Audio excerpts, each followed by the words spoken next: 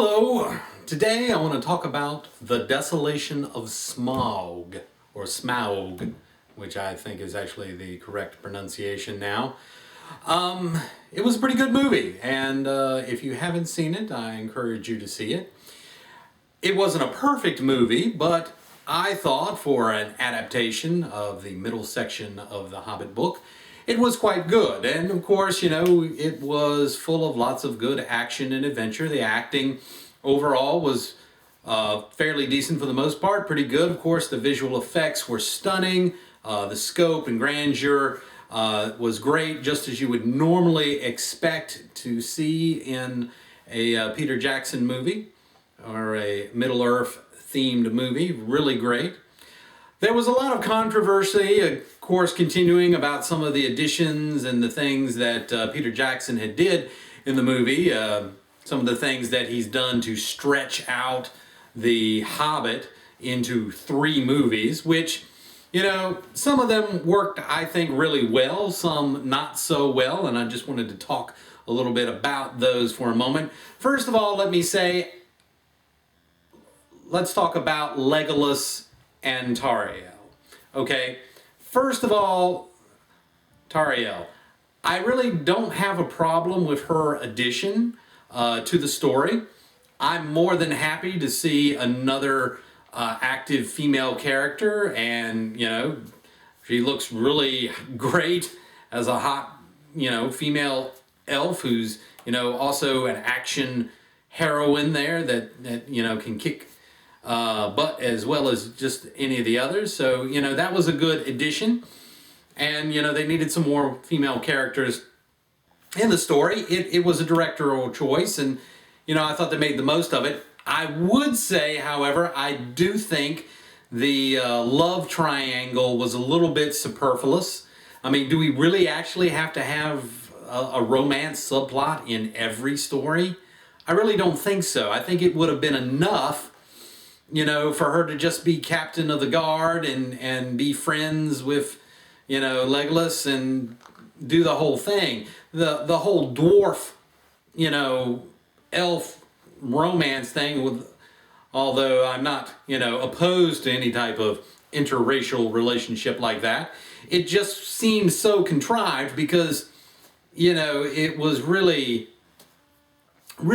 seemed forced. There really wasn't any interaction, or not significant, that, you know, you would sort of see that sudden bond between them. You know, because I'm not one of those love at first sight people, so I guess that's why I had a hard time with that whole, you know, revelation between her and the dwarf. But, you know, they could have done without that. But overall, I'm not necessarily opposed to her addition. Even less so with Legolas, in the sense that it would make sense for Legolas to be in the story, since he is the son of Thranduil, and that he has had, you know, all that time being an elf, long life. He would have been alive and there in the elf kingdom when Bilbo and the dwarves came through. So having him there is not unsurprising and makes logical sense, even though he wasn't actually in the book story.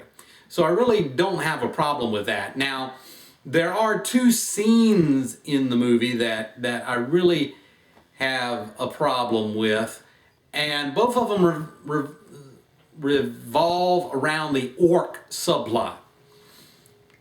Because up until this point, I've kind of liked the little orc subplot, you know, with the white orc and all that. But it really got ridiculous here. First of all, the first one was during their escape from Thranduil's Hall, which they added an additional fight scene, you know, for a little extra action and adventure. Does every movie have to have an overly dramatic fight scene now in Peter Jackson's movie? Because that appears to be the thing. You know, in the first Hobbit movie, we had the scene in the Goblin King's Hall where it just got, you know, video game, cartoon ridiculous, you know, with the whole thing falling down through the cliff and everything and nobody getting hurt. You know, they're obviously in a physics-free zone here. And so again, we have this barrel riding escape through the rapids while being attacked, and it was just beyond, ridiculous. Legolas standing on people's heads and stuff like that. But even more is just the whole general premise about the orcs showing up where they did. Both there and in Lake Town, they should not have been there. You can't tell me that they could sneak up with like 100 orcs up to the very gates of Thranduil's Hall in the Elf Kingdom. Ain't no way, Jose. That just could not happen. The elves are too vigilant of their woodlands for a band that large of orcs to get that far into the kingdom, where they are verily at the gates, and, not be detected and wiped out before they got there. None of that should have happened. That whole thing where they're coming through, none of that should have happened. But it did, and okay, I'll say, yeah, it was, lots of fun sword play, yada, yada, yada. Then, the other thing, though, where did they get Morgul arrows from?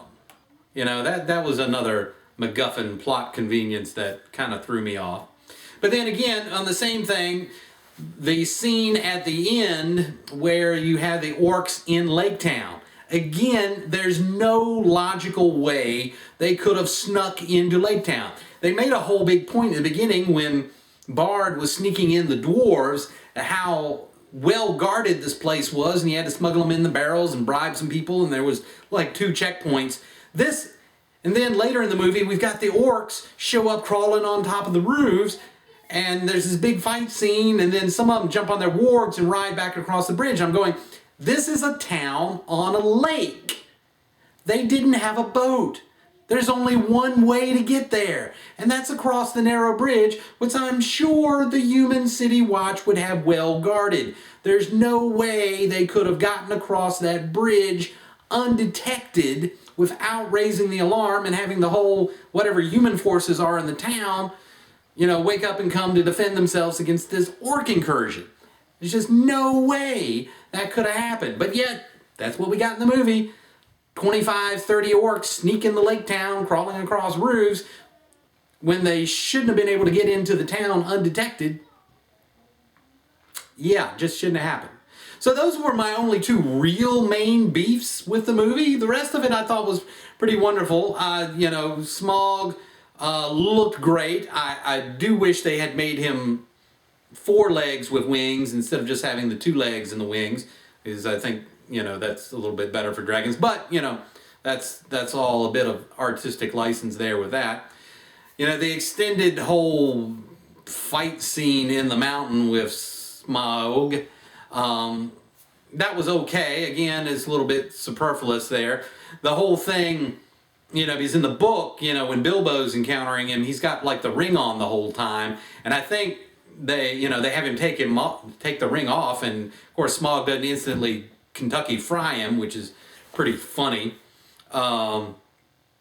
especially since here in the movie, Smaug seems to have some sense about what's going on with the ring, so you would think he would consider Bilbo a much more significant threat if Bilbo has the ring and then, takes it off. Whereas in the book, Smaug is looking for him but can't find him because of the ring's power. And I know why they did it cinematically, because whenever Bilbo puts on the ring in the movie, you get that whole fuzzy, he's in sort of like the, Nazgul netherworld with the ring, and that would have been a really, really long scene in that setting, and you wouldn't really be able to see Smaug real good if they had done it that way. But then by taking the ring off, then you've got the whole, well, why didn't he just squash him like a bug? You could say his arrogance and stuff like that, but I don't know.